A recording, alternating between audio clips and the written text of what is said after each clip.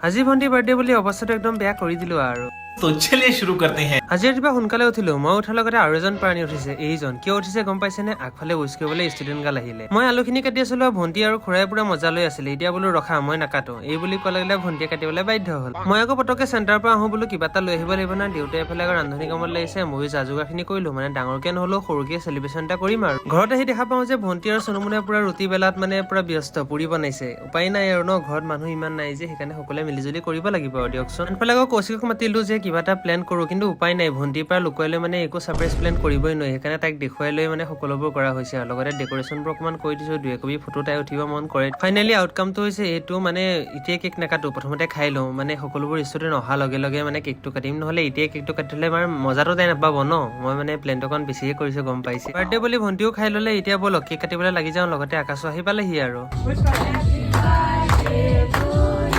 birthday বুলি ক'লে বছৰটো এটাহে আহে ন চ' স্পেচিয়েলটো অকণ কৰিবই লাগিব সকলোৱে কেক খোৱালে উইচো কৰিল তাৰপিছত এতিয়া মই ধুনীয়াকৈ স্প্ৰে কৰিব যাওঁতে মায়ে আকৌ পাল্লু তলত লুকাইছে এতিয়া ধুনীয়াকৈ স্প্ৰে মুখত মাৰি দিছো আৰু